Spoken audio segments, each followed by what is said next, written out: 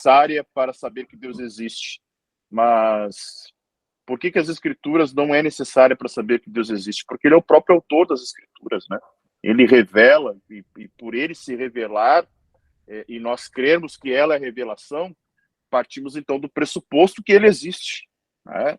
E que ele é supremo, ele é soberano, e como ele diz em Êxodo, né? Eu sou o que sou. E aí ele passa a explicar os pontos principais ali, os pontos que ele elencou, né? A respeito da necessidade das Escrituras. Então, primeiro ponto, na página 77, a Bíblia é necessária para conhecer o Evangelho. E aí ele usa o texto de Romanos 10, dizendo, porque todo aquele que invocar o nome do Senhor será salvo. Como, pois, invocarão aquele em quem não creram? E como crerão naquele de quem não ouviram? E como ouvirão se não houver quem pregue? Consequentemente, a fé vem por ouvir a mensagem. E a mensagem é ouvida mediante a palavra de Cristo. Então, basicamente, o que o autor está dizendo é que, para que se conheça o Evangelho, né, que a Bíblia existe. Né? É a partir da Bíblia que a gente conhece a mensagem da cruz. É a partir da Bíblia que o Evangelho acaba, né, sendo conhecido. É a partir da Bíblia e a mensagem desta palavra, que é a mensagem de Cristo, nós identificamos qual é a boa nova, e a boa nova é a mensagem, né, da cruz. Ele afirma, essa afirmação indica a seguinte linha de raciocínio. São 5 pontos, né? Primeiro, ela supõe, em primeiro lugar, que a pessoa precisa invocar o nome do Senhor para ser salva. Né?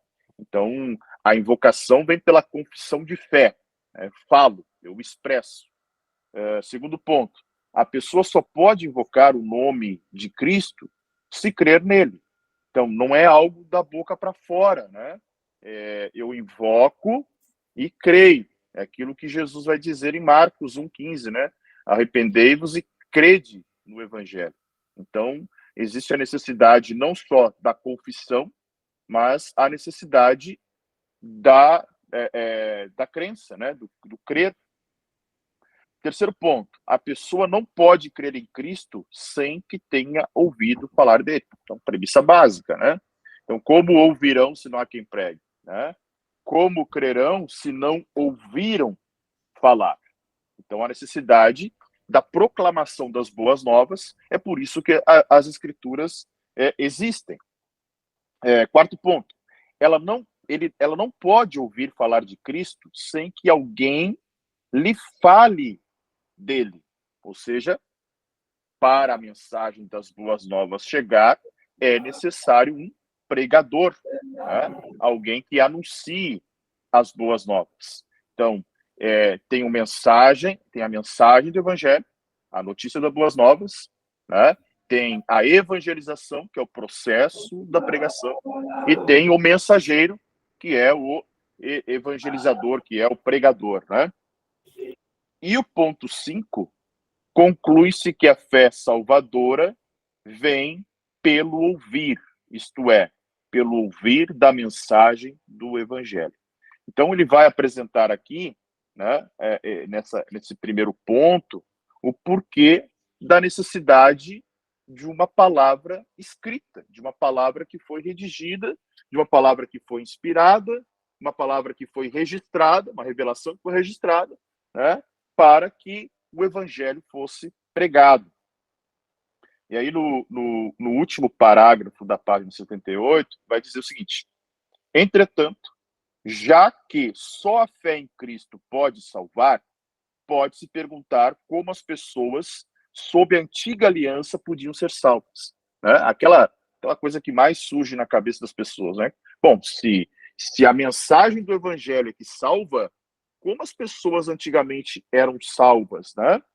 A resposta urgente é que aqueles que foram salvos sob a antiga aliança também foram salvos por confiar em Cristo, mesmo se constituindo uma fé voltada para o futuro baseada na promessa divina sobre a vinda do Messias ou do Redentor.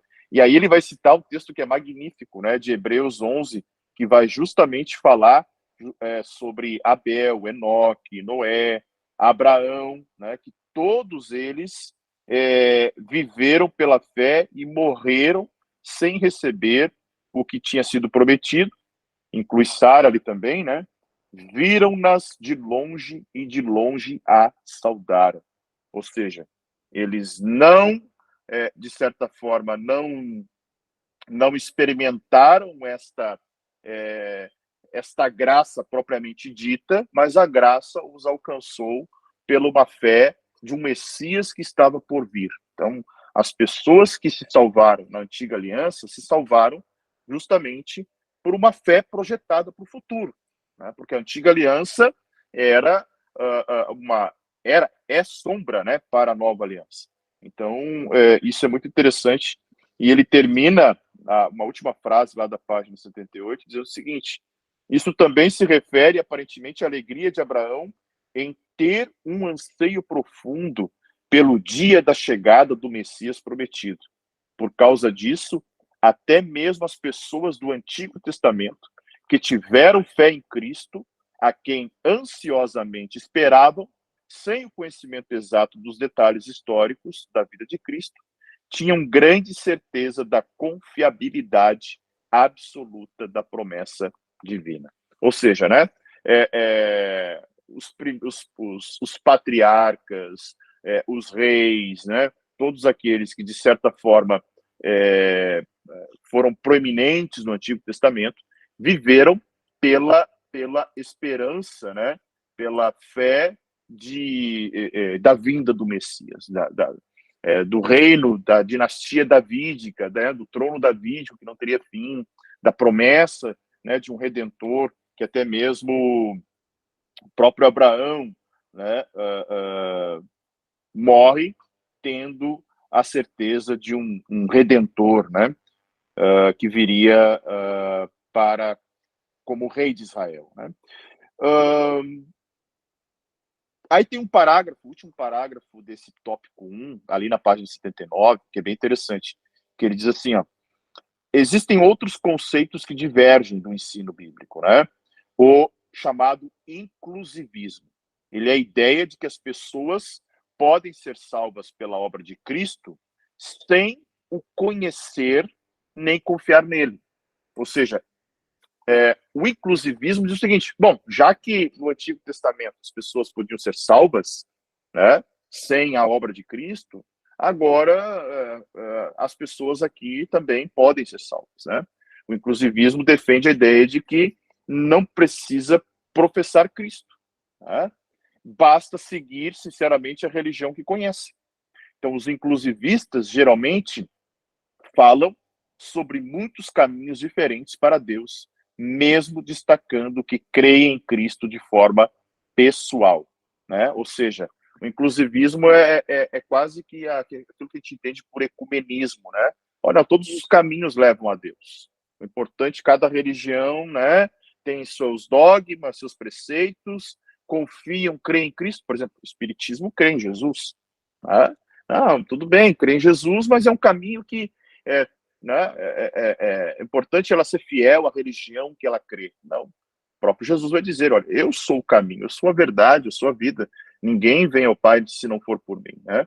Então a ideia de que a pessoa reencarna para melhorar, para aprimorar o espírito, seria o esforço próprio do ser humano, né? Vai se salvar porque ela está melhorando cada vez mais como um espírito evoluído. Nada disso, né? E aí, por outro lado, tem o chamado universalismo. Tá? Então, o inclusivismo vai dizer o seguinte: todas as religiões salvam, né? Professam Jesus de alguma forma. Todo mundo que confessa, que crê em Jesus, está no caminho.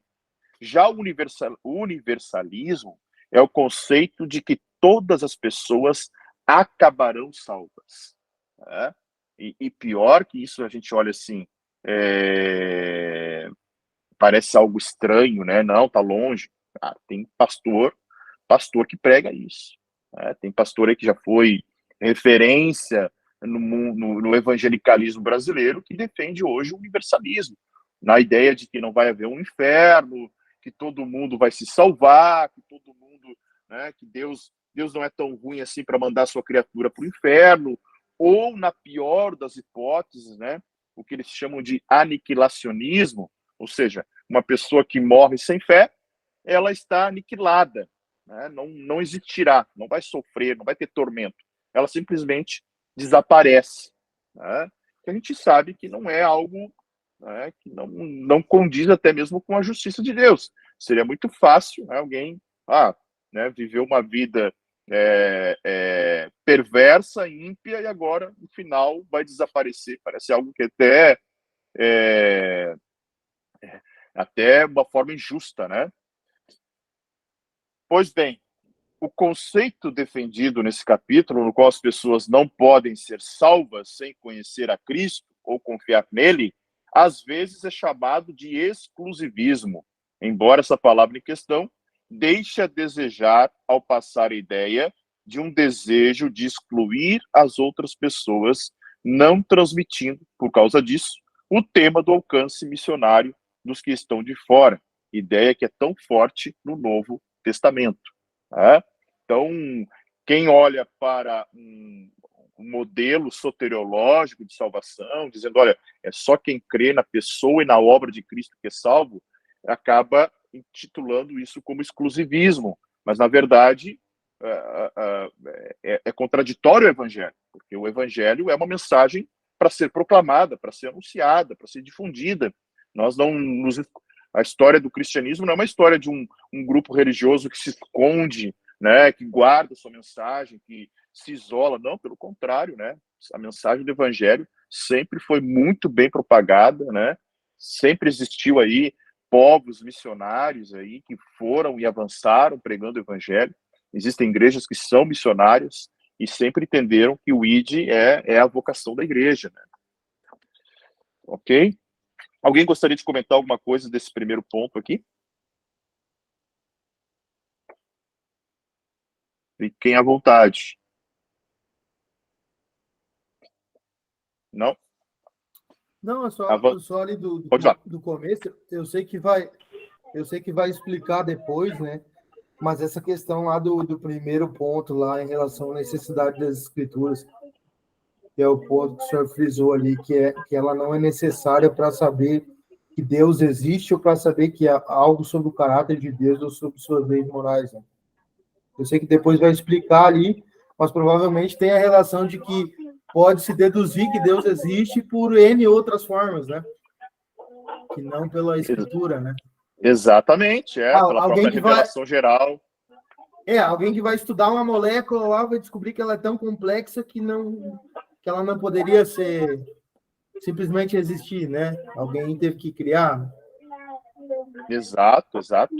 Tem outras evidências que provam, não só as escrituras, né? A própria revelação, a própria criação de Deus, ou seja, Deus se revela pela revelação geral, de modo que a gente não precisaria claro, a gente tem que cuidar dessa frase, né?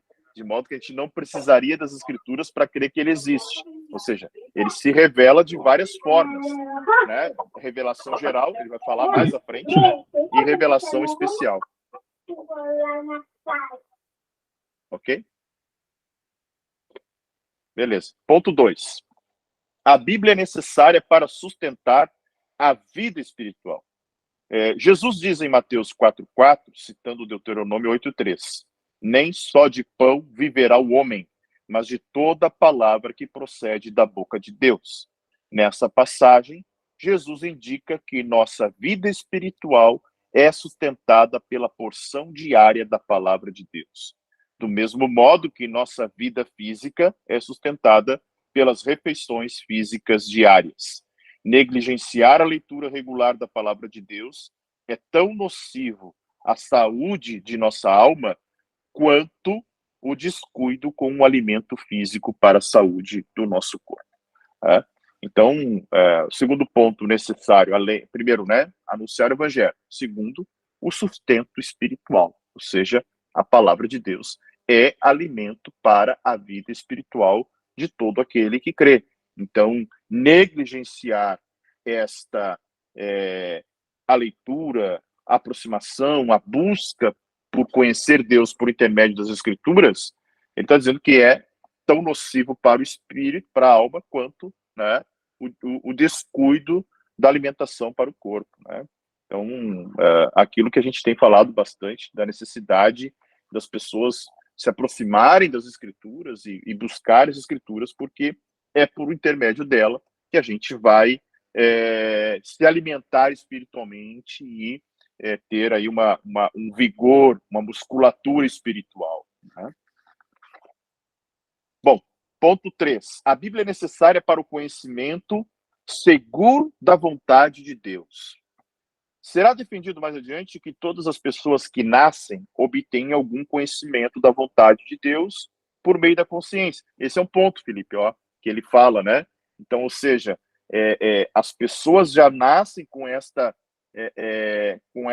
digamos assim, com a consciência de que Deus existe, né? Há um ser superior, até mesmo aquele que é o ateu, que de alguma forma vai desconsiderar a existência de qualquer divindade, né? O ateísmo não é só em relação a Deus, o Yahvé, mas também a qualquer divindade. Então a pessoa não crê num ser superior, mas isso é algo que é inerente ao ser humano. O próprio Salomão vai dizer que Deus colocou dentro do homem o desejo pela eternidade. Então o homem se comunica com o ser superior, né? Mas esse conhecimento geralmente é vago e incerto. De fato, se não existisse a palavra de Deus na forma escrita, não haveria como ter a confirmação do conhecimento da vontade de Deus, que nos chega por outros meios, como o conselho de outras pessoas, o testemunho interno do Espírito Santo, a mudança de situação, o uso da mente santificada e do bom senso. Tudo isso nos dá uma noção aproximada da vontade de Deus com diferentes graus de confiabilidade. Ou seja, né, a palavra de Deus, embora o homem tenha lá dentro de si essa consciência de uma forma muito vaga, muito certa, a palavra escrita acaba, né, ajustando esse entendimento, né, trazendo o homem para a vereda, né, ou seja, para o caminho reto do Senhor, e, de certa forma, servindo até mesmo como testemunho e como fiel desta confiabilidade, né? Contudo, na Bíblia, próximo parágrafo da página 80, diz o seguinte: temos afirmações claras e definidas sobre a vontade de Deus. Deus não nos revelou todas as coisas, mas nos revelou o suficiente para que conheçamos a sua vontade. Ele cita Deuteronômio 29:29. As coisas encobertas pertencem ao Senhor, ao nosso Deus, mas as reveladas pertencem a nós e aos nossos filhos para sempre, para que sigamos todas as palavras desta lei. Ou seja, aquilo que Deus, né, a vontade de Deus, a essência de Deus, nem tudo está revelado na Bíblia, né? A Bíblia é a revelação daquilo ao qual Deus estabeleceu que nós precisávamos conhecer. Mas é claro que Deus não se resume à Bíblia, né? Então, embora seja uma frase assim que muitas vezes nos traz estranheza, Deus é muito maior do que a Bíblia. Mas não, então estou dizendo que a palavra não é o suficiente? Não, ela é suficiente para aquilo que Deus estabeleceu que era necessário para que nós conhecêssemos, né? Além disso, cabe a Ele, né? Além disso, corresponde a Ele e talvez na eternidade será revelado, né? Mas fora isso, o que está escrito é aquilo que é suficiente para que nós saibamos da vontade de Deus, né? E o último parágrafo da página 80 diz: de fato, por um lado, pode-se afirmar que a Bíblia é necessária para ter um conhecimento seguro sobre a verdade. Um filósofo pode argumentar o seguinte: o fato de que não sabemos tudo nos leva necessariamente a nos sentirmos inseguros sobre tudo o que afirmamos que sabemos. Isso acontece porque existe a possibilidade de aparecer algum fato do qual não temos conhecimento para provar que o que achávamos ser verdade era, na realidade, uma mentira, né? Então, a ideia de que nós não temos o conhecimento de tudo, muitas vezes pode trazer insegurança, né? E a Bíblia é necessária para quê? Para que nós conhecemos a verdade. O próprio Jesus vai dizer: conhecereis a verdade vos libertará. Né? Que verdade era essa? Era ele, a sua palavra, né? A própria palavra, ele como Logos, a verdade, a revelação de Deus. Então, ele que liberta. Então, a nossa mente, que muitas vezes é insegura ou está limitada por aquilo que nós desconhecemos da parte de Deus, é trazida à segurança pelo fato de que Deus, né, ele vai dizer que Deus conhece todos os fatos que existem, virão a existir. Então Deus tem o controle de tudo. É a partir do momento que a gente compreende que Deus tem o controle de tudo, que ele é o Senhor de tudo, né, que ele é o Senhor do passado, do presente e do futuro, né, e aquilo que mais incomoda o ser humano, que é incerteza em relação ao dia de amanhã, né, com aquela frase tão clichê, né, que o amanhã a Deus pertence, na verdade, pertence a ele mesmo, porque ele é o Senhor, né, ontem, hoje e eternamente o mesmo Deus. Então, a Bíblia tem também essa necessidade, né, de afirmar o quanto, né, nós temos aí, a partir dela, conhecimento da verdade. Né?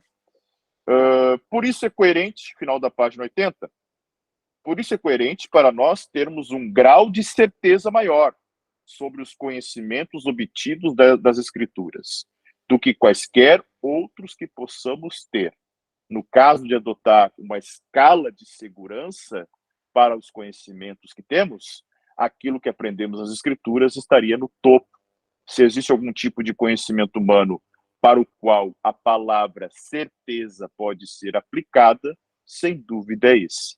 Os cristãos que têm a Bíblia como a palavra de Deus escapam do ceticismo filosófico sobre a possibilidade de chegar com nossa mente finita a algum nível de conhecimento. Nesse sentido, então, é correto dizer que para pessoas, porque não são oniscientes, a Bíblia é necessária para ter um conhecimento seguro sobre qualquer assunto. Há quem diga, né, a Bíblia não tem resposta para todas as coisas, né, que surgem na humanidade, mas para aquilo que ela se propõe, ela tem resposta em forma definitiva. Né?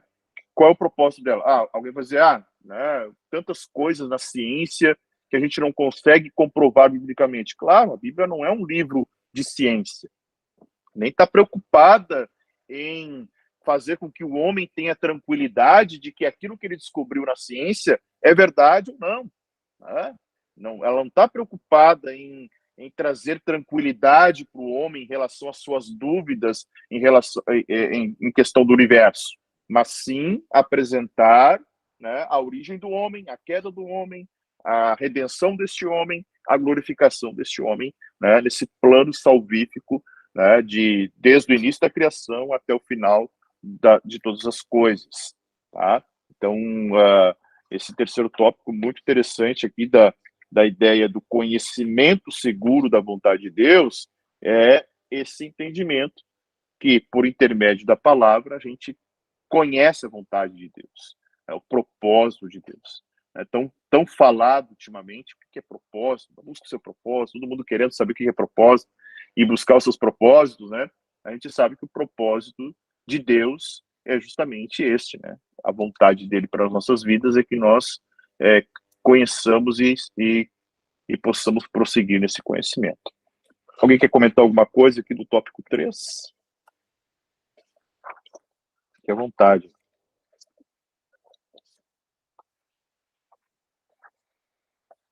Não?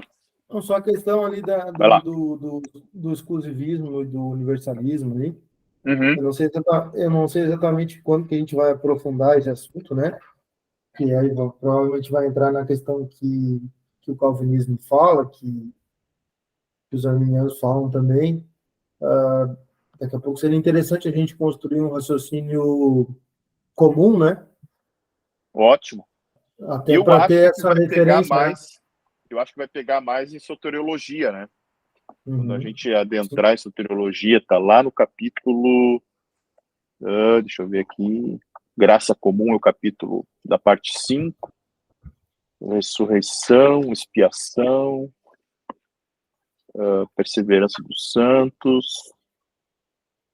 conversão, fé, arrependimento, regeneração, chamado do evangelho,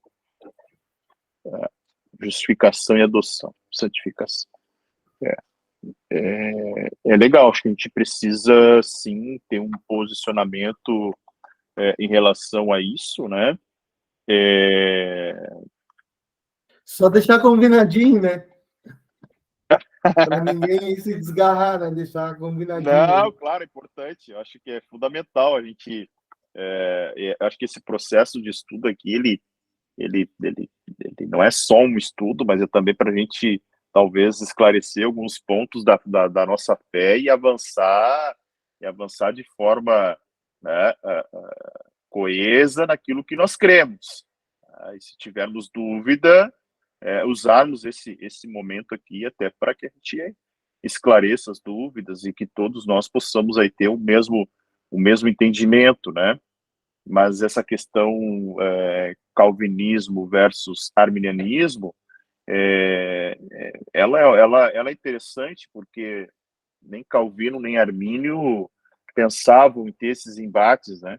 Foram seguidores deles que criaram todo esse enredo. Mas é bom porque eu não me lembro, mas acredito que nem o calvinismo, nem o...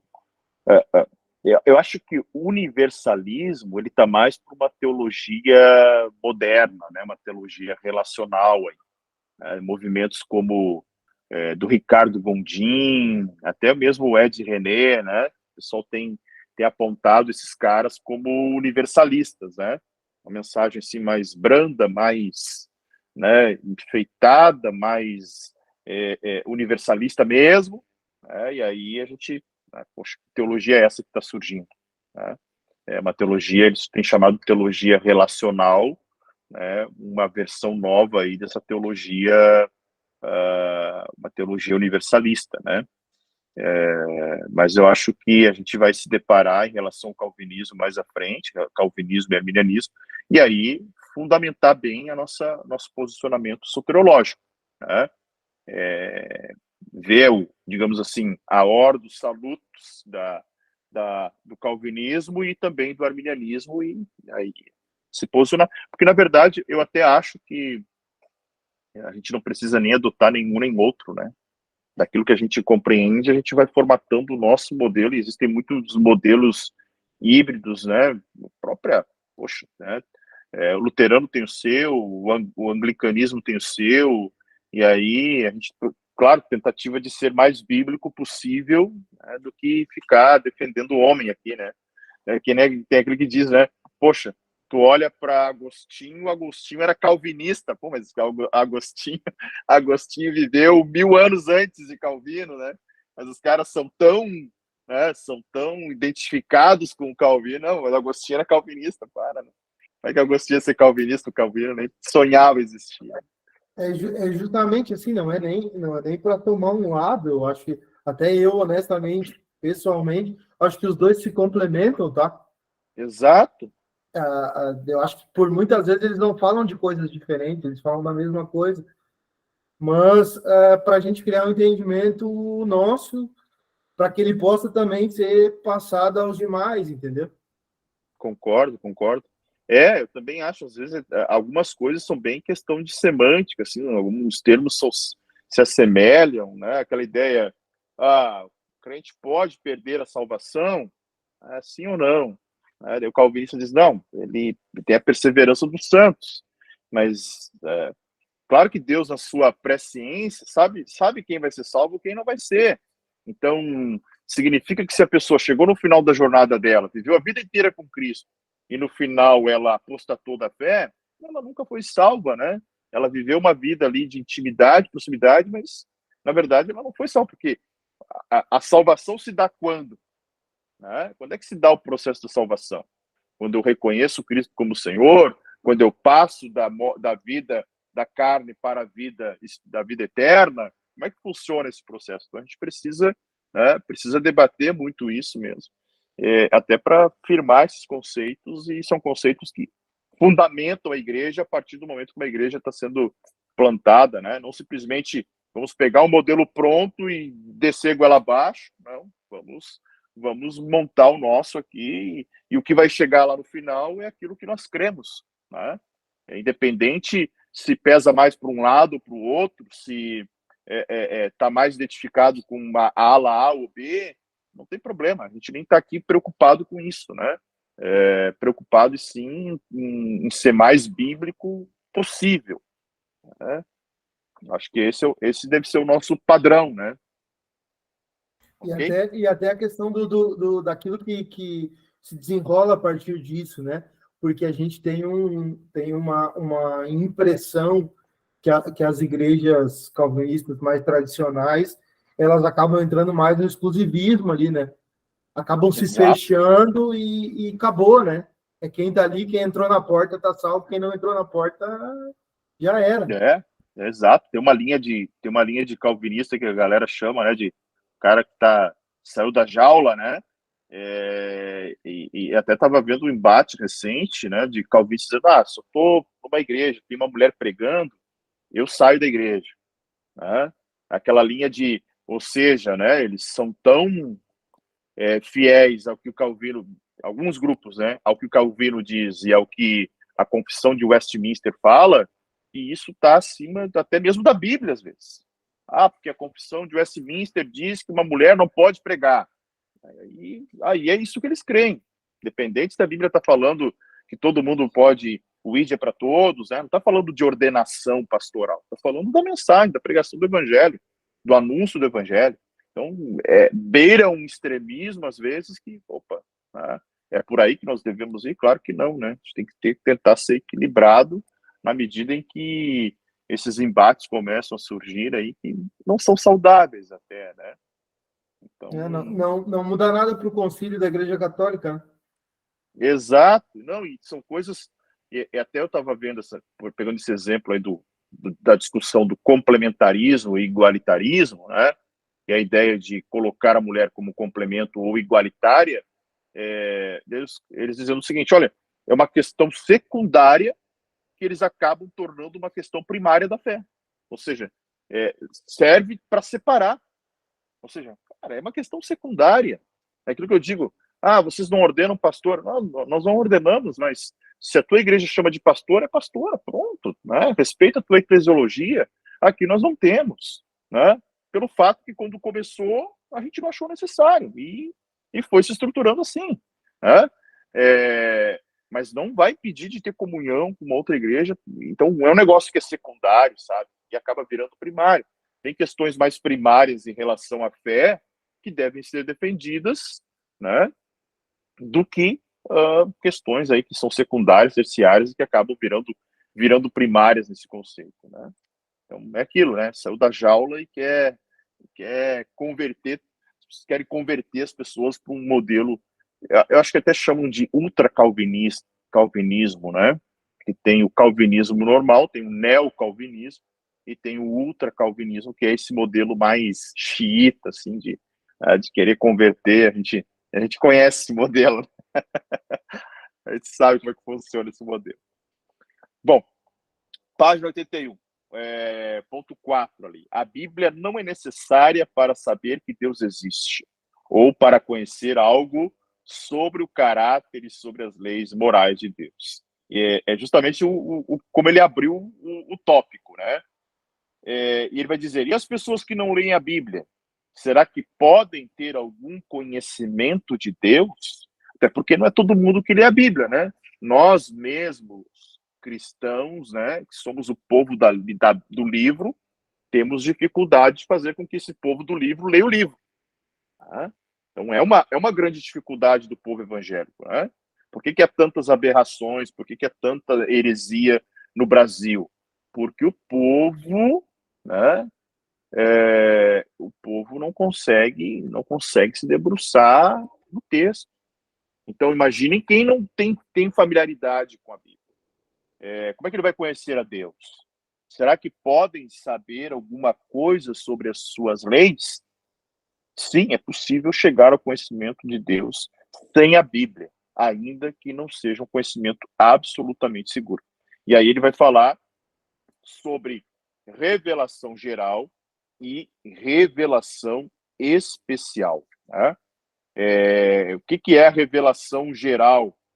Ele fala: as pessoas podem obter o conhecimento de que Deus existe e o conhecimento de alguns de seus atributos simplesmente pela observação de si mesmos e do mundo à sua volta. Né?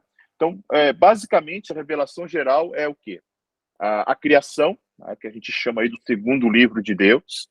Então, e ele usa o texto de Salmos 19, né? Os céus declaram a glória de Deus, o firmamento proclama a obra de suas mãos. Então, entender que tudo que foi criado não é fruto de uma explosão cósmica, da poeira cósmica, de algo nesse sentido aí, né?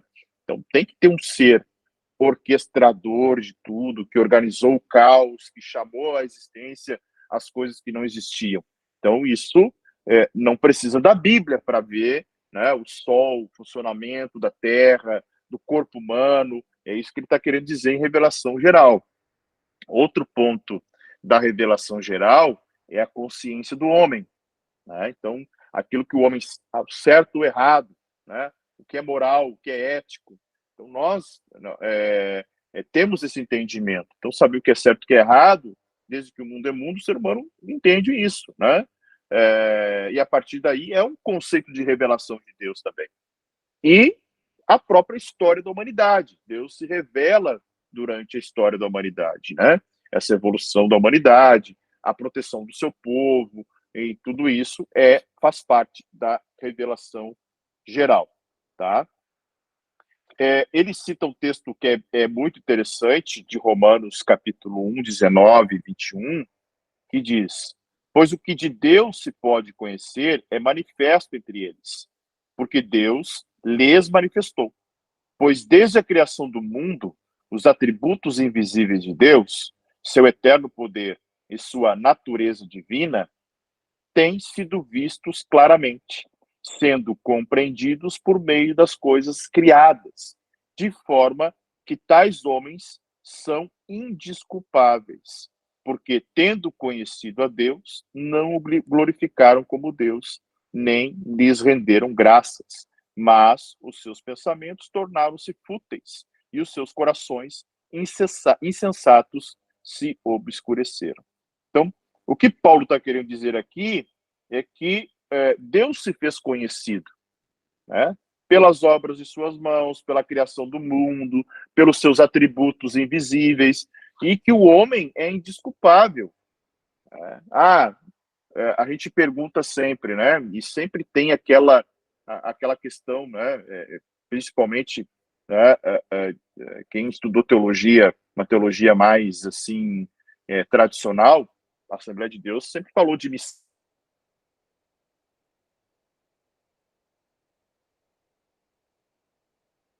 que estão isolados, que nunca ouviram falar de Deus. Como é que vai ser? Né? Pega um povo indígena numa mata fechada que nunca teve um missionário chegando lá.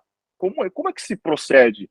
Vai ser salvo? Não vai? Aí o texto de Paulo é claro: todo homem é indesculpável. Né? Porque Deus se revelou. Então, Deus se revelou pela criação, pelos seus atributos. Então, ele está manifestado. Agora, tais homens indesculpáveis podem glorificar a Deus ou não. Então, à medida que eles não glorificam a Deus, o texto diz, né, eles se tornam insensatos e com o coração obscurecido.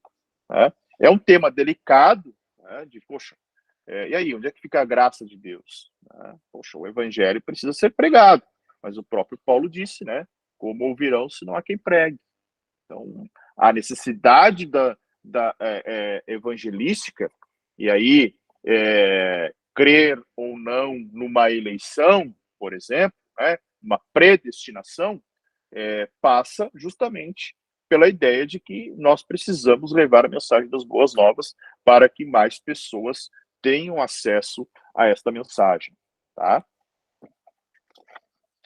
Página de número 82, diz o seguinte: Paulo prossegue em Romanos 1, mostrando que até os incrédulos que não possuem um registro escrito das leis de Deus não deixam de ter em sua consciência alguma compreensão das exigências morais de Deus.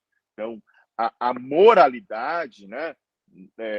Não matar, não roubar, não adulterar, não cobiçar, não dar falso testemunho, embora seja a lei, e a partir dali saiu a lei, toda a lei mosaica, isso é moral.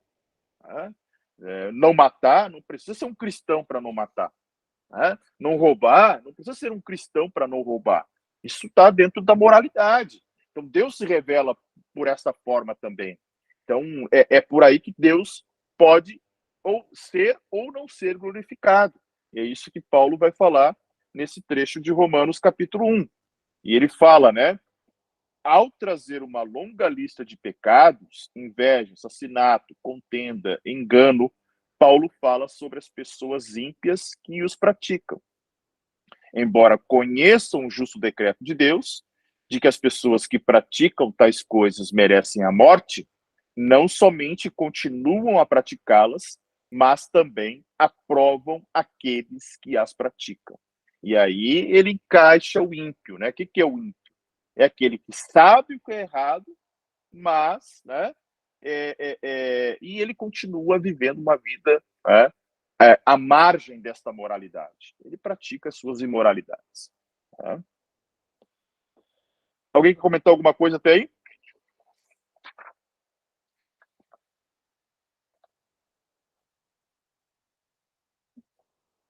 Avançamos? Depois, Paulo fala sobre a ação da consciência dos gentios que não possuem a lei escrita. Quando os gentios que não têm a lei praticam naturalmente o que ela ordena, tornam-se a lei para si mesmos. Né? Esse texto, no primeiro momento, ele é difícil de entender, né? Mas quando a gente olha pausadamente assim, ou seja, o gentio não tinha lei. Né?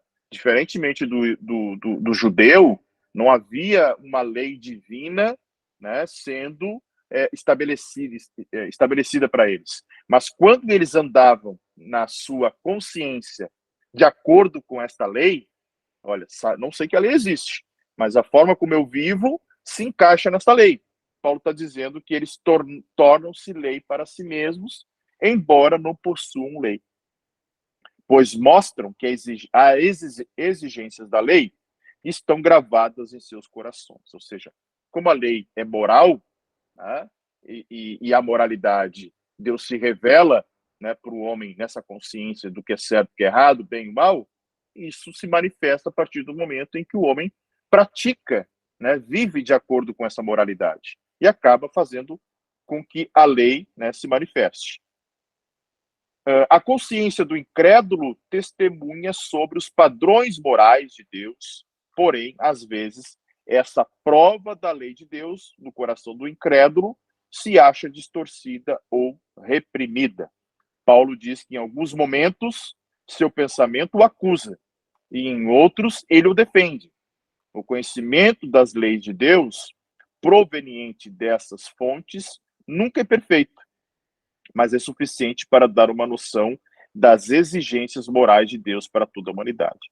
Ou seja, a forma como Deus se revela e a nossa consciência, a nossa compreensão não é perfeita, mas é suficiente para mostrar que Deus existe. É suficiente para fazer com que nós chegamos ao conhecimento de Deus, não ao pleno conhecimento, porque é a revelação especial que nos leva para esse pleno conhecimento daquilo que Deus estabeleceu revelar, né, a sua palavra, e aí nós temos conhecimento por intermédio da revelação moral.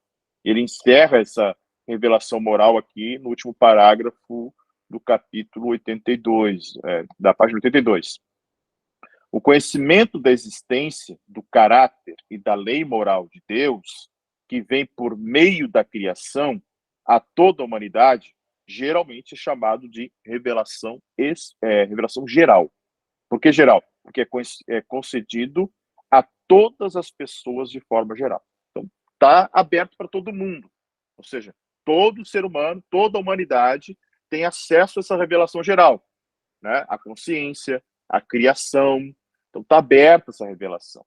Agora, a revelação geral, página 83, é diferente da revelação especial, que se refere às palavras de Deus dirigidas a pessoas específicas, como as palavras da Bíblia, as palavras dos profetas do Antigo Testamento e as dos apóstolos do Novo Testamento. Inclusive, as palavras de Deus faladas em comunicação pessoal, como no Monte Sinai ou no batismo de Jesus. Tá? Então, o que difere a revelação geral da especial?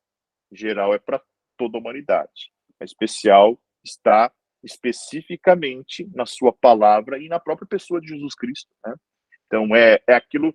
A gente até tem um tópico na Escola de Fundamentos que se chama palavra escrita, palavra viva. Eu acho que é a terceira lição. E ela fala justamente sobre a revelação especial, palavra de Deus, revelação especial na pessoa de Jesus Cristo. Tá? E aí o tópico B vai falar sobre a revelação especial. A revelação especial é necessária para a salvação. Tá? Olha só que coisa interessante. A geral, ela traz o conhecimento de Deus, mas o homem pode não ser salvo pela geral, porque na geral ele não confessa a obra e a pessoa de Cristo. Por onde que ele vai confessar a obra e a pessoa de Cristo? Pela revelação especial. A revelação especial da palavra de Deus, a revelação especial do próprio Cristo. Pode falar, pastor Tiago. O Cornélio, lá em Atos 10, não é um exemplo disso? De alguém que tinha um conhecimento de Deus, que era um homem piedoso e tal, né? Mas que ainda não tinha confessado a Cristo, né? E Deus envia Pedro para evangelizar ele, né? Exatamente. É um bom exemplo, justamente isso, porque não basta um conhecimento, né, de que Deus existe. Né?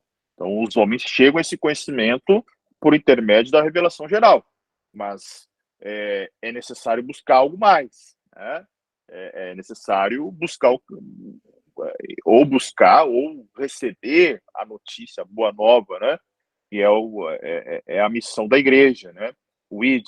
Então, a revelação especial é necessária para a salvação. E o exemplo de Cornélio é um bom exemplo, sim.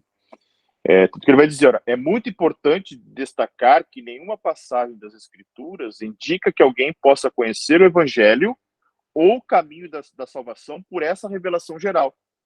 A pessoa pode até saber que Deus existe, que é seu Criador, que lhe deve obediência, que pecou contra ele. Mas a maneira pela qual a santidade e a justiça de Deus podem se harmonizar com a sua disposição de perdoar pecados é um mistério que nunca foi resolvido por nenhuma religião alheia à Bíblia. Então, é por intermédio da revelação especial, que é a palavra de Deus, que o homem chega ao conhecimento não de que ele precisa ser salvo, mas quem pode salvá-lo. Né? Ele até pode, pela revelação geral, chegar ao conhecimento de que, olha, ele é pecador. Né? Poxa, sou pecador. Né? Estou distante de Deus. Mas é pela revelação geral que ele conhece a obra que pode lhe salvar, a obra da cruz que lhe salva, né? Nem mesmo a Bíblia nos dá nenhuma esperança de que ela possa ser descoberta, exceto por uma revelação específica da parte de Deus. É a grande maravilha da nossa redenção. O próprio Deus providenciou o caminho da salvação, enviando o seu próprio Filho, que é Deus e homem ao mesmo tempo, para ser nosso representante e receber o castigo pelos nossos pecados, aliando assim a justiça e o amor de Deus em um ato infinitamente sábio e incrivelmente generoso. Tá? Então, o que ele quer dizer que nem a Bíblia nos dá nenhuma esperança de que ela possa ser descoberta?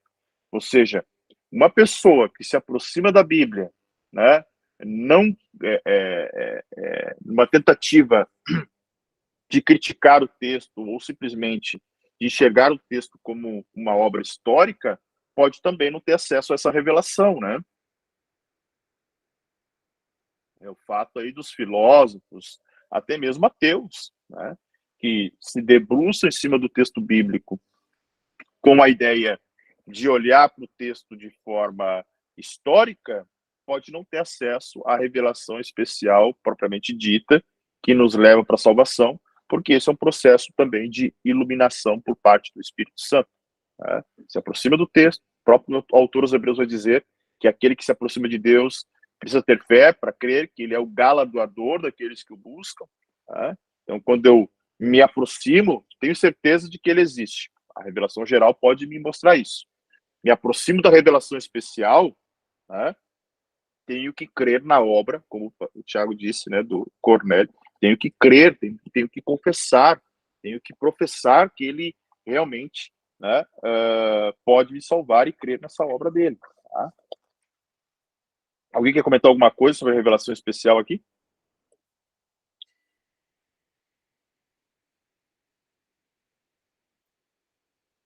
Não.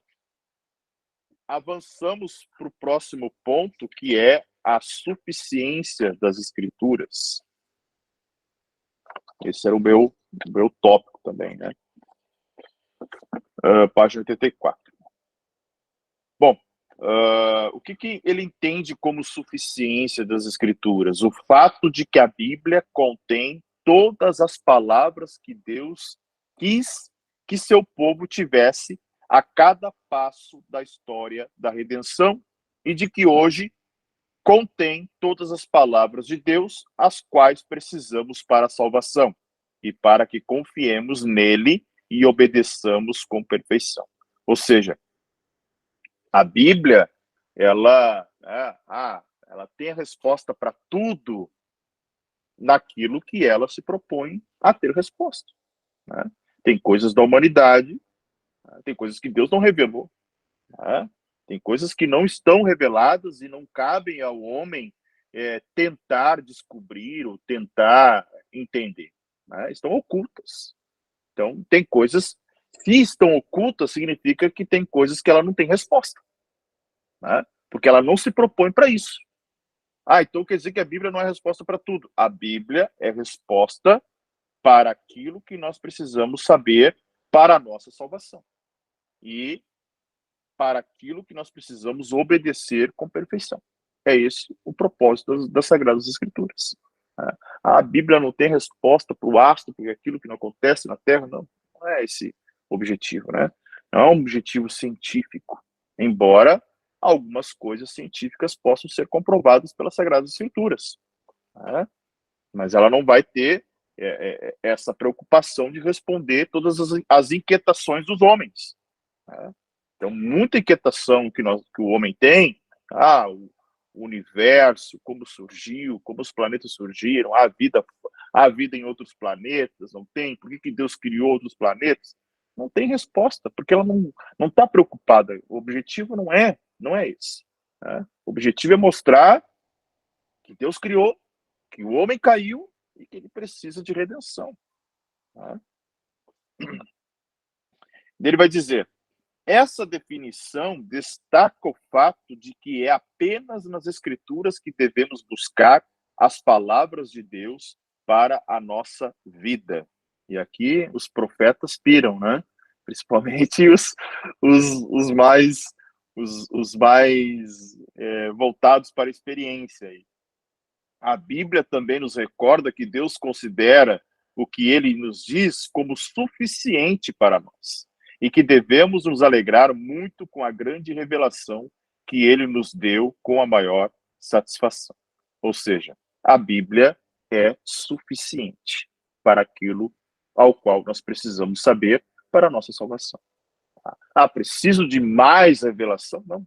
Ela é suficiente. Então, a suficiência das Escrituras é o conceito de que para a nossa salvação e para que nós venhamos a viver uma vida de santidade, ela é suficiente. Não preciso de outra revelação, não preciso de alguém me dizendo, né? Claro, posso ser exortado, posso ser edificado, posso ser consolado à luz da palavra, mas algo extra-bíblico para minha consolação, exortação, a Bíblia é suficiente para isso, tá? Tanto que ele vai usar o texto de Timóteo ali, porque desde criança você conhece as sagradas letras que são capazes de torná-lo sábio para a salvação mediante a fé em Cristo Jesus. E o contexto mostra que as sagradas letras dessa passagem se referem às palavras escritas na Bíblia, né? Ele cita 2 Timóteo 3,16, que é aquele texto que Paulo fala que toda a escritura é divinamente inspirada para exortar, ensinar, corrigir, né? E instruir, tá? Então, lembrando Timóteo que a salvação vinha porque ele conhecia as Sagradas Escrituras e ela era capaz de tornar ele sábio para essa salvação. Tá? Outras passagens indicam que a Bíblia é suficiente para nos equipar para a vida cristã. Salmo 119 diz: como são felizes os que andam em caminhos irrepreensíveis, que vivem conforme a lei do Senhor. Né? Esse versículo mostra uma equivalência entre ser irrepreensível e viver conforme a lei do Senhor. Aqueles que andam na lei do Senhor são irrepreensíveis. Né? Então, a aprovação que vem de Deus, né, é aquela em que eu vivo de acordo com a sua palavra. Eu me torno irrepreensível quando eu ando na lei do Senhor. Né? A lei do Senhor restaura a alma, como diz o salmista. Né? É boa e restaura a alma. E aí, ponto 1. Podemos encontrar tudo o que Deus disse sobre temas específicos e também respostas às nossas perguntas. Com certeza percebemos que nunca obedeceremos às Escrituras de forma perfeita nessa vida. Por isso, a princípio, não parece muito importante dizer que tudo o que temos que fazer é o que Deus nos instrui na Bíblia, já que, de qualquer modo, nunca seremos capazes de obedecer a tudo isso na vida, né, nessa vida. Eu vou dizer, poxa, então se eu não vou alcançar a perfeição, eu não obedeço. Não preciso, porque realmente eu vou ser perfeito. Não, não é isso, né? E ele responde isso, que a doutrina da suficiência é muito importante para a nossa vida cristã, porque nos capacita a concentrar nossa pesquisa pelas palavras de Deus somente na Bíblia e nos poupa da tarefa infindável de pesquisar por todos os escritos dos cristãos por toda a história. Ou seja, se a Bíblia é suficiente e se em toda a sua suficiência nós não vamos ser perfeitos, o que nos cabe para uma vida cristã que agrade a Deus está na Bíblia. Né? Não precisamos, claro que é importante conhecer a história, é bom saber como outros cristãos viveram, como se deu o cristianismo em outros momentos, mas o que nós precisamos para uma vida santa com Deus está na Bíblia, né? Está nas Escrituras. Ele vai dizer que não precisamos estudar todos os ensinamentos da igreja ou entender todos os sentimentos subjetivos ou impressões que vêm à nossa mente de vez em quando para encontrar o que Deus requer de nós. Né? O sentido prático significa que somos capazes de chegar a conclusões claras em muitos ensinamentos da Bíblia. Ou seja, né, a palavra é suficiente para que a gente chegue à plena vontade de Deus para as nossas vidas. A gente não precisa, né, saber toda a história da igreja ou conhecer todos os dogmas da igreja, né, de todo o tempo do cristianismo, para ter um pleno conhecimento de Deus. Tá? Ele vai dizer, finalizando esse ponto 1, além disso, essa doutrina mostra que é possível localizar todas as passagens que se relacionam diretamente com questões doutrinárias, como a expiação, a pessoa de Cristo, a obra do Espírito Santo na vida atual do cristão. Ou seja, embora a Bíblia não seja um livro de teologia sistemática, a partir dela sistematiza-se a teologia, né? A Bíblia é um livro que vai narrar, né, da criação até o renovo dessa criação. Mas, por ela, perpassa, né, várias doutrinas bíblicas que nós vamos encaixando num grande quebra-cabeça, né? A pessoa de Cristo, a obra do Espírito Santo, outras questões doutrinárias, expiação, santificação, justificação, própria doutrina do homem, né? E outras doutrinas que a própria Bíblia vai ter. E ele diz, em centenas de questões morais e doutrinárias, o ensino bíblico sobre a suficiência das Escrituras nos dá confiança de que teremos a capacidade de descobrir o que Deus exige que nós pensemos ou façamos nestas questões, quanto a essas questões, né? Então, a própria Sagradas Escrituras, como uma palavra suficiente, vai nos direcionar para aquilo que realmente nós precisamos viver, né? Descobrir e confiar a respeito de Deus. Algum comentário? Não? Ponto 2. A porção suficiente das Escrituras foi concedida para cada fase da história da redenção. A doutrina da suficiência das Escrituras não dá a entender que possamos acrescentar mais palavras àquelas que Deus já falou ao seu povo. Pelo contrário, ela indica que os homens não podem acrescentar por conta própria nenhuma palavra àquelas que ele já falou. Ou seja, a revelação está fechada, né? Nós não precisamos mais de revelação nenhuma, né? Quando nós olhamos para a Bíblia como suficiente, nós entendemos que para cada fase da história da humanidade, da redenção desse homem, Deus já revelou e as palavras deste livro são suficientes. Mas aí alguém pode perguntar, então, partindo desse pressuposto, não cremos que Deus pode revelar alguma coisa? Pode, não doutrinariamente, né? O grande problema está quando novas revelações surgem a partir de um aspecto doutrinário, né? Então, os dons espirituais não são dados para os homens para que novas revelações doutrinárias surjam, né? O grande problema está justamente em entender que o dom do Espírito é para que uma nova revelação surja, né? Um novo conhecimento extra-bíblico surja. Não. Crer no dom de revelação pode ser algo no mesmo sentido da profecia. Para que ela serve? Para exortar, edificar e consolar. Ela não serve para doutrinar. A profecia não serve para doutrinar. Ela serve para edificar, consolar e exortar. Fala, Cristian.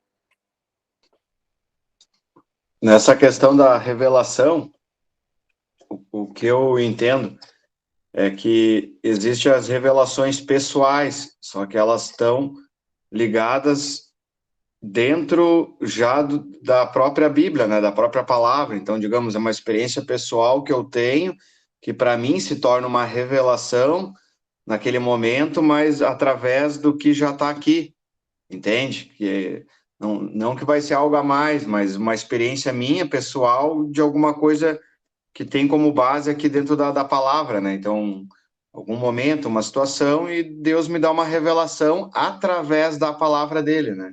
Então, é uma revelação através da palavra, né? Que ela vem pessoalmente para mim, que muitas vezes, talvez não vai fazer sentido para outras pessoas, mas só que para a pessoa que está sendo ministrada ali, né?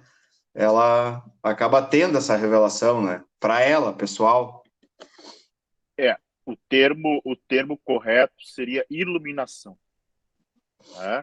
Disso que está falando. Tudo que tu falou está correto, né? iluminação, ou seja, por intermédio da palavra eu compreendo, o Espírito Santo me ilumina, né, para que eu aplique aquela palavra na minha vida.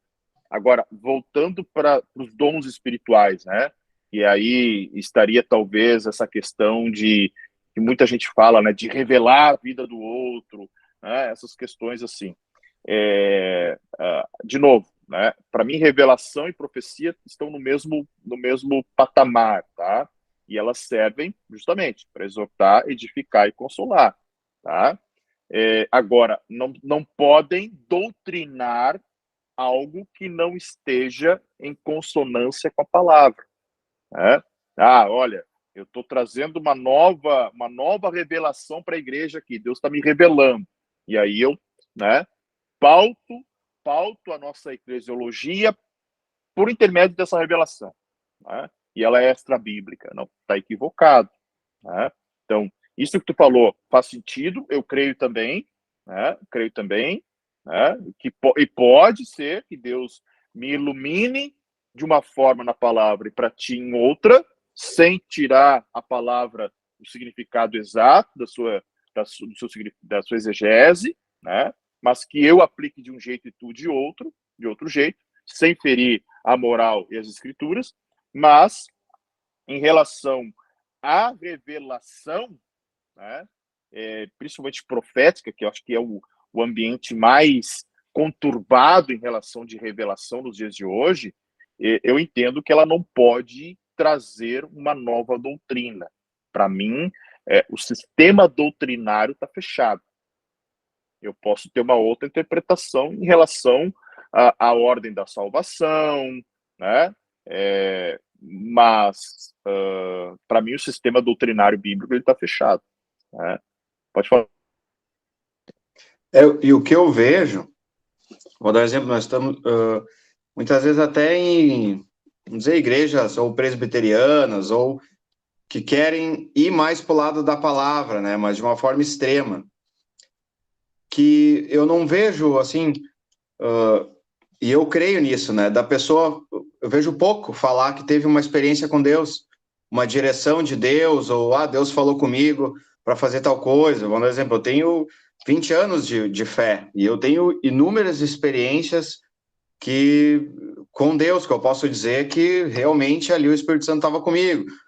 Coisa assim que pode parecer boba, mas o cara vai certo contar, talvez as pessoas não vão dar o crédito, né? Justamente porque eles querem ser de uma forma intelectual, bíblica, e acabam sendo muito extremistas nessas experiências e acabam não tendo. E aí até ontem na célula, uma vida abundante, né, no espírito, porque digamos, como se fosse como se tivesse cessado, né, a manifestação de Deus. Dar um exemplo bobo, assim, né, para vocês entenderem. Vou dar um exemplo. Um dia falando de sonho, né? Claro que eu não quero entrar nesse assunto de sonho, mas só para vocês entenderem.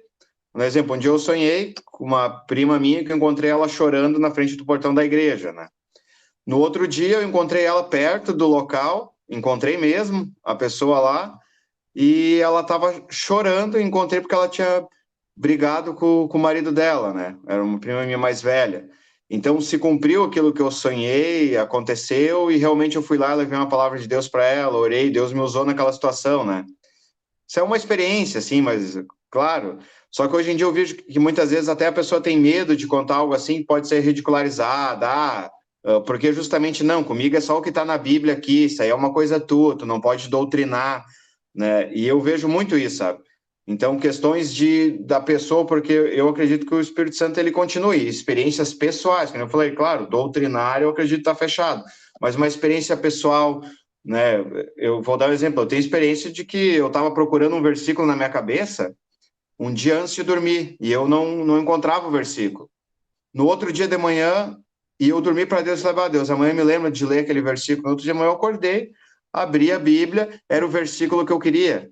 Entende? Então, hoje em dia, eu não vejo mais pessoas, coisas simples, pequenas, né? Mas que parece que aí vira uma chacota, ou não, o negócio é a palavra, é isso.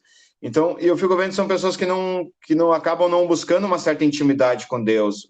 Eu já orei para Deus me chamar de madrugada para falar comigo, sabe? Falei, porque uma pessoa falou, sabe, ora para Deus te chamar, não que ela não me deu uma doutrina, ela só falou, bah, sabe o que é o legal? Ora para Deus te chamar de madrugada, vai ver que é diferente. E eu peguei, naquela noite eu orei e realmente aconteceu, sabe? Me chamou de madrugada para mim ir orar. E então são coisas assim, são experiências que nós temos com Deus, né? Não que é algo doutrinário, não isso, mas eu vejo que pessoas não têm mais isso. Aí muitas vezes eu me pergunto, o que que é? Não tem intimidade com Deus? Entende? Boa, muito bom. É um tema muito bom, porque assim, a gente até fala, né? A igreja tem que fluir no espírito, tá? Qual é o problema da gente ser um solo escritura, no sentido de adorar, adorar os distintivos da reforma, né? Ah, solo escritura. Então, aquilo, eu só creio naquilo que está de acordo, acontece de acordo com a Bíblia. Então, calma lá. Vamos fazer uma seguinte análise. Quando Abraão tinha experiência com Deus, ouviu Deus falar, sai da tua terra, da tua parentela, né? Não tinha Bíblia, camarada. Não tinha Bíblia, né? Não existia Sagradas Escrituras. Então está aberto para crer em qualquer coisa. Não. Né? Óbvio que eu tenho que submeter a minha experiência pessoal às Escrituras, mas a minha experiência pessoal é minha experiência pessoal, e a tua experiência pessoal é a tua experiência pessoal. Né? É errado pedir para Deus, né, me lembrar do versículo? Claro que não. Não vejo essa experiência pessoal como errada. Errada está em pautar uma vida espiritual com Deus, creio eu, tá? Somente no empirismo, somente naquilo que eu sinto, né? E isso dá campo para muitas heresias, ou daqui a pouco, né? Olhar para uma. Não, se está escrito eu vivo, se não está escrito eu não vivo, né? Pautar uma vida legalista que daqui a pouco acaba extinguindo o espírito. Paulo vai dizer, né? Cuidado, não extinguis o espírito, porque daqui a pouco a gente vai querer ser um solo escritura, né? E eu, pelo contrário, eu gosto muito dos distintivos da reforma, né? Os 5 solas, mas eu entendo que o solo escritura é doutrinário, ou seja, eu não vejo uma nova doutrina surgindo a partir da minha experiência, mas isso não anula a minha experiência, né? Isso não anula a minha intimidade com Deus, isso não anula o processo de relação que eu tenho com Deus, que pode ser muito particular. Né? A gente fala muito do Benny Hinn, né? Sim, foi um grande herege, ele mesmo reconheceu, mas vamos lá, né? Digamos que lá na sua adolescência ele dava bom dia para o Espírito Santo. Cara, era a experiência dele. Não posso pegar aquilo lá e querer eu aplicar, posso tentar fazer algo parecido, beleza? Mas é a experiência dele, né? Dele com Deus. Então, as nossas experiências com Deus, claro, elas precisam passar pelo crivo da palavra, porque daqui a pouco eu vou, né? Não creio em sonho? Claro que creio, mas daqui a pouco estou aqui no sonho inventando história, né? Fui no céu, fui para o inferno, vi o demônio lá amarrado, que é aquele que... Não, espera um pouquinho. Então, isso seria uma espécie de revelação que é totalmente contrária à palavra de Deus, porque Deus não revelou isso. Na sua palavra não tem. Como é que é o inferno? Que demônio é esse que está amarrado? Que demônio é aquele, fulano, que tem nome? Essas coisas assim, né? Aí extrapola o bíblico, tá? Para mim, extrapola o bíblico. Mas o grande problema que muitas vezes a gente, né, quer ser rigoroso, acaba anulando a experiência com o Espírito. E aí a gente morre espiritualmente. Né? A igreja morre. Ela tem que fluir no Espírito, ela tem que ter a manifestação do Espírito, ela tem que ter esse andar, essa vida no Espírito. Né? Alguém quer colocar alguma coisa? Pode falar aí.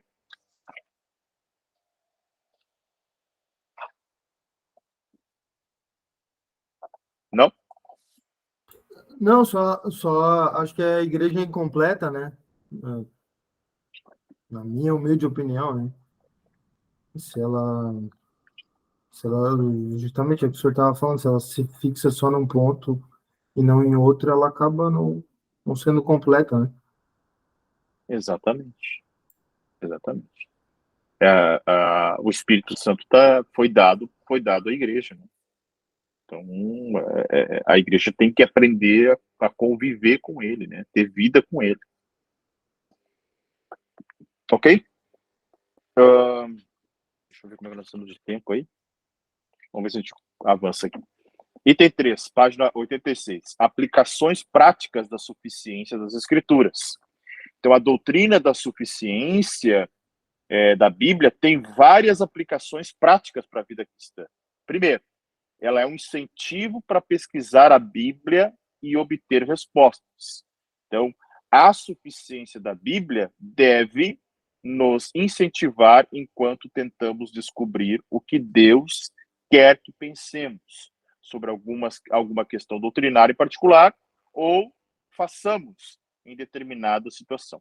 Então, a ideia da suficiência, no primeiro ponto, está em entender que a Bíblia, né, está à nossa disposição como revelação de Deus, né, para que nós tenhamos as respostas de questões doutrinárias, né? Como é que eu vou proceder? Como é que eu, em relação a determinada situação, como eu procedo, né? Como eu vivo, né? Tem um pastor que é conhecido de todos nós, né? Que costuma postar foto lá, poxa, né? Estou estudando, depois põe a Bíblia, põe um copo de uísque, põe um charuto. E aí, como eu devo proceder em relação a isso? Né? São questões que eu posso pesquisar. E aí, o que a Bíblia me diz a respeito disso? Ele se vale, a Bíblia não fala nada, a Bíblia não condena. Vai tomar alguma coisa nesse sentido, né? O refrigerante faz o mesmo mal, a salsicha faz o mesmo mal, tá? Mas até que ponto isso, né, convém? Até que ponto isso é salutar?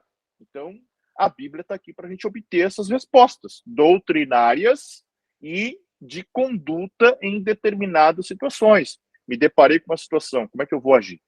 Né? A Bíblia tem resposta para isso? Ela tem algum exemplo semelhante? Ela tem alguma coisa que eu posso aplicar paralelamente? Né? Não tem? Como Jesus trataria? Né? Como ele enxergaria tal situação? Então, são coisas que a prática da suficiência das Escrituras podem ser aplicadas no dia a dia, né?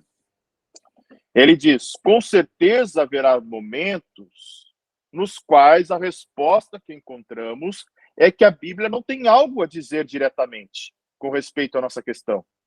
Esse seria o caso, por exemplo, se tentássemos encontrar na Bíblia a ordem a ser seguida no culto de domingo, né? Como temos aí, as igrejas reformadas possuem o princípio regulador de culto. Não é algo que está na Bíblia, né? Foi criado ao longo da história da igreja. Algumas igrejas adotam, boa parte não, né? A gente não tem um princípio regulador de culto. A gente tem tentado descobrir nossa liturgia, né? Então, nós não vamos encontrar resposta. Nós podemos olhar e tentar nos aproximar. Ele vai dizer, ou se é melhor nos ajoelharmos ou nos levantarmos quando oramos, ou a que horas devemos fazer nossas refeições durante o dia. Estava citando esse dia um exemplo. Na minha adolescência, eu lembro muito bem, assim, que quando chegava no culto, chegasse atrasado e alguém estava fazendo a leitura inicial ali do culto, o porteiro não deixava a gente entrar. Primeiro, deixa a palavra ser lida, depois tu entra, né? Tá na Bíblia isso? Não, estava baseado naquilo que a gente via: guarda o teu pé quando entrares na casa do Senhor. Então foi uma cultura que se criou, sabe? Não está na Bíblia, mas né? Era algo que havia se criado. Então, nem sempre ela vai ter respostas para as questões do cotidiano. Aí vai do senso da nossa interpretação, né? Segundo, um alerta para não acrescentar nada nas Escrituras. Isso aqui é muito importante. A suficiência da Bíblia nos lembra que não podemos acrescentar nada a ela e que não devemos considerar que os outros escritos tenham o mesmo valor que a Bíblia. Esse princípio é violado por quase todas as seitas, né? Então, existem seitas que colocam os textos dos seus fundadores ou até mesmo líderes, mentores, no mesmo nível das Escrituras, né? Aí não tem como aceitar isso, né? Porque a Escritura, nesse sentido, ela é suprema, tá? Ela é suprema. Aí ele cita o exemplo dos Mormons, né, que colocam o livro dos Mormons na mesma autoridade, reivindica a autoridade do livro de Mormon, o próprio Adventismo, né, não abertamente, mas de uma certa forma também coloca os ensinamentos de Ellen White no mesmo nível das Escrituras. Tem um pastor famoso no YouTube que diz, olha, se você não leu os livros da Ellen White, provavelmente você vai para o inferno. Opa, né? Só aí ele deu uma autoridade para os livros dela que somente as Escrituras podem ter, né? No meu ponto de vista. Somente a proximidade com a revelação da palavra de Deus. Então, nós não podemos acrescentar absolutamente nada. Tá?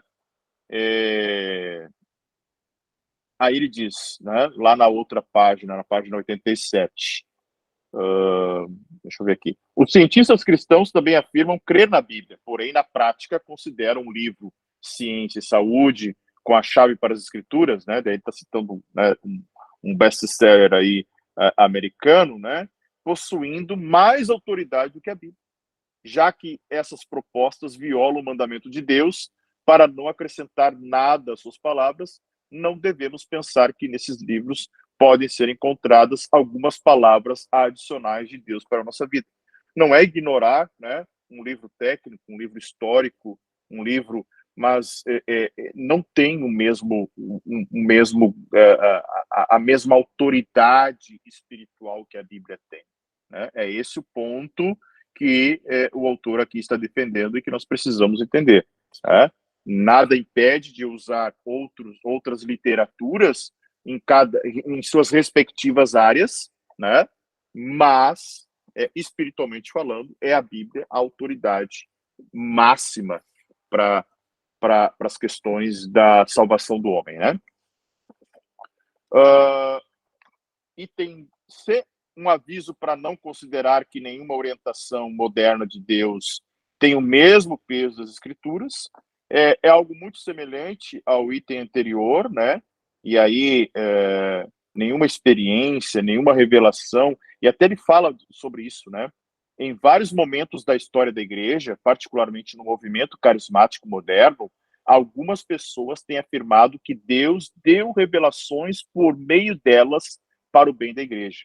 Até mesmo pessoas em igrejas que não pertencem a esse movimento dizem que Deus as guiou ou orientou de algum modo. Por mais que possamos julgar essas afirmações, devemos tomar cuidado e jamais permitir, na teoria ou na prática, que se coloquem certas revelações no mesmo nível das Escrituras. Então, o que ele está querendo dizer aqui? Ele não está condenando aquilo que o Christian falou da experiência, né? Até porque o N. Gruden é continuista, tá? Mas ele está dizendo o seguinte: o cuidado de não colocar uma revelação no mesmo nível. E aí que mora o problema, né? Assim diz o Senhor. Espera um pouquinho, né? Porque o assim diz o Senhor eu coloco no mesmo nível de escritura. E aí, assim está dizendo o Senhor mesmo? Então, esse é o cuidado que nós temos que ter. Tá bom? Letra D. Um aviso para não acrescentar pecados ou exigências àqueles que são mencionados na Bíblia. E aqui é um ponto nevrálgico, né? Com relação à vida cristã, a suficiência das Escrituras nos lembra que não existe pecado que não seja proibido pela palavra de Deus de forma explícita ou por dedução. Viver na lei do Senhor é ser inculpável. Portanto, não devemos acrescentar proibições àquelas que já são afirmadas nas Escrituras.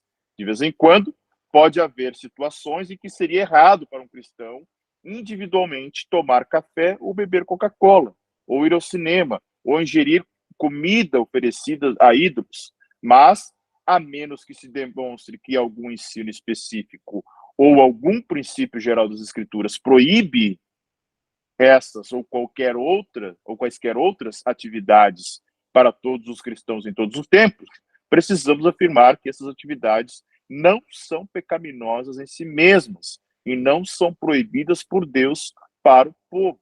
É justamente aquilo. O que é pecado? Pecado que a Bíblia fala que é pecado.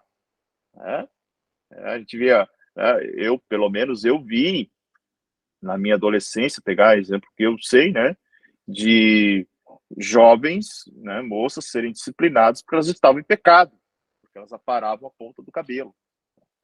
Está isso na Bíblia, Então, a Bíblia não está dizendo que isso é pecado. Então, a suficiência da Bíblia é essa preocupação também.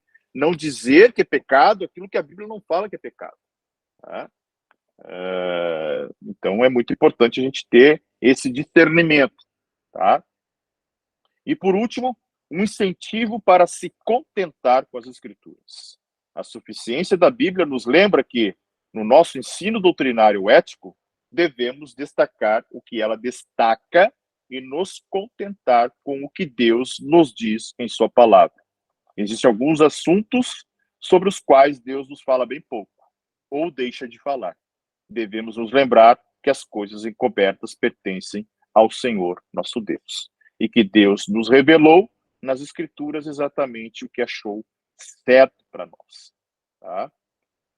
Aí ele diz, as questões doutrinárias que têm dividido as denominações protestantes e evangélicas umas das outras, quase sempre se constituem questões sobre as quais a Bíblia dá um destaque relativamente pequeno, bem como questões nas quais nossas conclusões devem ser alcançadas mais por deduções engenhosas do que por afirmações bíblicas diretas. É aquilo, eu sou Pedro Batista, tu é Credo Batista.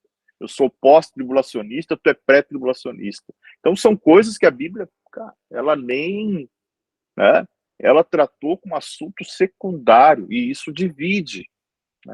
Tem uma frase que eu gosto muito, que ela é atribuída a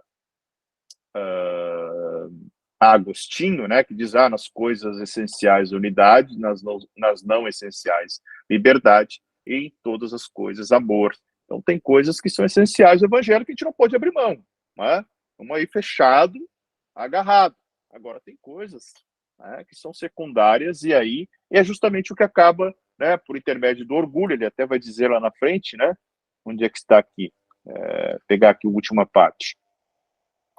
Ele vai dizer, olha, no entanto, já que todos esses assuntos recebem relativamente pouca atenção direta na Bíblia, é irônico e trágico que os líderes denominacionais geralmente passem a vida toda defendendo exatamente os pontos doutrinários secundários que diferenciam as suas denominações das outras. Será que esse esforço é realmente motivado por um desejo de trazer unidade, de compreensão à igreja? Ou será que ele é, até certo ponto, do orgulho humano, um desejo de continuar exercendo poder sobre as pessoas e uma tentativa de justificar a si mesmo que desagrada a Deus e acaba sendo pouco edificante para a igreja? Aquilo, olha, eu detenho a verdade porque o meu método é diferente do teu. E aí a gente não comunga, estamos distantes aí, e isso... nem a unidade, isso acaba sendo o próprio sectarismo, proselitismo de separar, porque os homens acabam defendendo mais as questões em que eles creem, em que são secundários, do que realmente firmar a posição naquilo que é primário.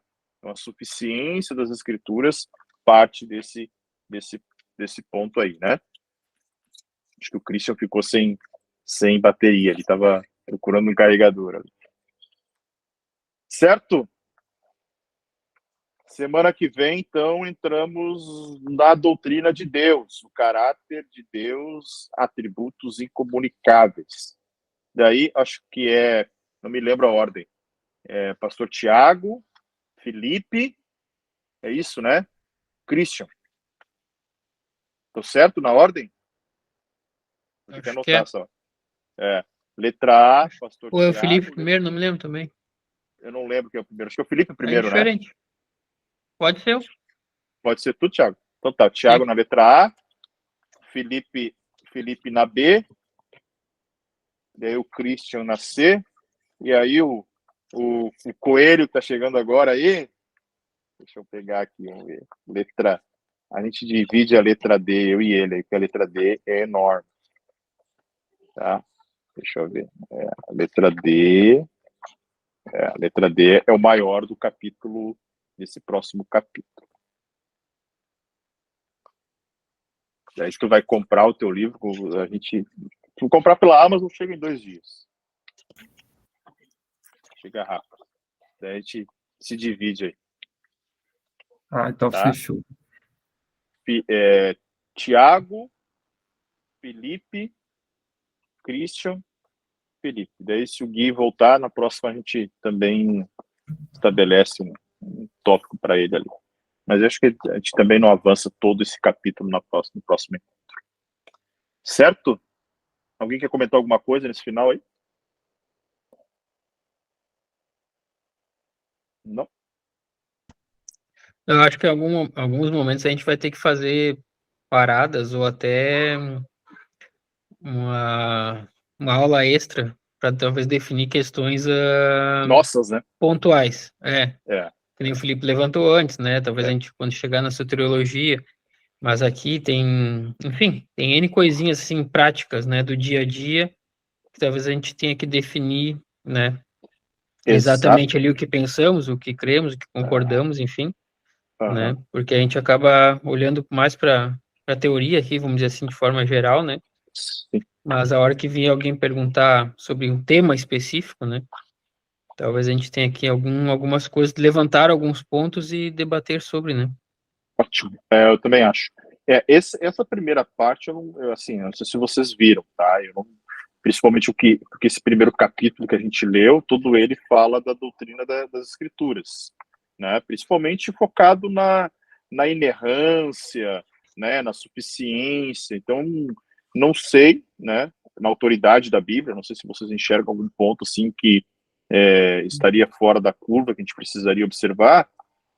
Esse primeiro capítulo e o de Deus ali, Trindade, eu não vejo tanto problema, né? Agora, a partir ali da providência divina, oração, anjos, Satanás, demônios, pecado, ali o negócio vai dar uma encrespada, né? Que é logo em seguida. Daí a gente vai ter que fazer pausas mesmo e Talvez começar nesses momentos ali, a hora que alguém lembrar de alguma coisa, ou citar como exemplo ali, a gente anotar e de repente voltar numa outra aula, enfim, para não interromper, ou interrompe mesmo e já debate ali, né? Enfim. Daqui a pouco interrompe mesmo. Eu acho que daí a gente vai até criando uma espécie de um manual nosso aqui, registrando essas coisas, porque elas serão importantes nesse momento, né?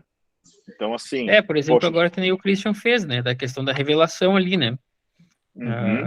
Creio que todos concordamos, né? Com aquilo que ele expôs, né? E assim a gente vai falando de outros pontos ali também, né? Exato. Eu acho que isso é bem lembrado. Não tinha lembrado desse ponto aí. Em relação à revelação, acho que esse é um ponto que a gente fecha em relação ao capítulo que nós encerramos, né? Ou seja, né, a experiência não está anulada, né, mas ela não pode trazer uma doutrina nova, né? Daqui a pouco, aquilo que, né, o pentecostalismo gosta muito, né, o rema, né, uma coisa assim no sentido mais, né, de um direcionamento doutrinário. Olha, a partir de agora nós vamos orar virado para o púlpito porque Deus me deu uma revelação. É estranho, né? Liberdade, né? Porque a Bíblia não pauta esse tipo de coisa, né? né? Então, o que ela não pauta, a gente tem liberdade, a gente vai definindo o nosso padrão, né? Desde que isso não vire doutrina, mas bem pontuada a questão da experiência, porque ele não anula, mas vai vir momentos em que nós vamos debater questões mais críticas, e aí acho que nós vamos ter que dar pausas mais, né, discute o ponto, valida, debate, anota, aquilo vira um... Nessa letra D, né, do não acrescentar pecados, onde ela não fala, né? Eu lembro numa escola das segundas-feiras que nós tínhamos, né, que se debateu sobre a tatuagem, por exemplo. É só um exemplo, né? Dentre tantos outros aí que tu vai, enfim, vai ter que escrafunchar, né? E a gente vai ter que ter uma opinião única, né? Vamos dizer assim, né? Exato. No grupo, né? Do presbitério, pelo menos, né? Exato, vai ter que começar, claro, e sempre olhando para aquilo que a Escritura realmente coloca como Sim, pecado, sim, né? É para evitar sim. que daqui a pouco a gente... Sim. Mas é bom, Não, eu muito só bom. lembrei do exemplo da tatuagem, não necessariamente seja esse, né? Não, eu também lembrei agora também da discussão, É. mas é interessante, acho que esse é o caminho, a gente estuda, se tiver algum ponto assim que a gente precisa se debruçar, paramos, né? Paramos e vamos avançando ali naquele tema ali. Perfeito? Deixar o nosso novo membro aqui que chegou no grupo de estudo fazer essa oração e agradecer esse momento. Tem que passar no corredor polonês, hein? Oh, meus irmãos. Quero deixar um versículo aí depois para ler e a gente estudar junto. Claro. Christian, o seu Provérbios é o top 29, B, viu, 18. Christian? Provérbios 29, 18. Provérbios 29, 18. É interessante esse. Só para estudar, para nós Foi uma tirarmos revelação conclusão. agora que tu teve? Foi uma rema agora. Não foi um sonho, Não, Christian. mas eu concordo contigo. Não havendo profecia, o povo se corrompe. Concordo. Não, Claro, necessário. É no Antigo Testamento, né? Mas só para nós discutir, assim, porque muitas vezes, quando o exemplo pode vir esse versículo para nós e nós temos que saber como explicar ele, que é dentro desse assunto, né, que nós estávamos falando. Uhum. Para a gente poder ter a clareza, né? Isso a gente vai ter que debater, realmente. A gente vai ter que aprofundar esse tema, assim, mais espiritual, no sentido dos dons, da ação. Isso vai ser necessário. Vai ser necessário mesmo. Certo? Amém. Vai lá, meu irmão. Deus, nós te louvamos e te bendizemos por este momento de comunhão, ao qual nos debruçamos, Pai, a meditar e aprender mais sobre a Tua palavra. Pai, que tudo que conversamos, que tudo que aprendemos, que tudo que estudamos, venha encontrar, Senhor, solo fértil em nossos corações e venha dar, Senhor, a devido, Senhor, devido fruto para a louvor e glória do Teu santo nome. Fortalece-nos, Pai. Une, Pai, a Tua igreja, a liderança da Tua igreja, num propósito, Pai, de cada vez mais glorificar, exaltar e bendizer o Teu nome. Muito obrigado por essa rica oportunidade, Pai, de estarmos juntos para buscarmos mais de Ti. Fica conosco, Pai, dá-nos uma continuação de uma noite abençoada em Tua presença, que Teu nome seja glorificado em nossas vidas, no decorrer desta semana, em todos os nossos dias. Em nome de Jesus oramos. Amém. Amém. Amém. Certo? Deus abençoe a todos. Deus abençoe. Tchau, boa noite. Tchau, boa noite. Boa noite.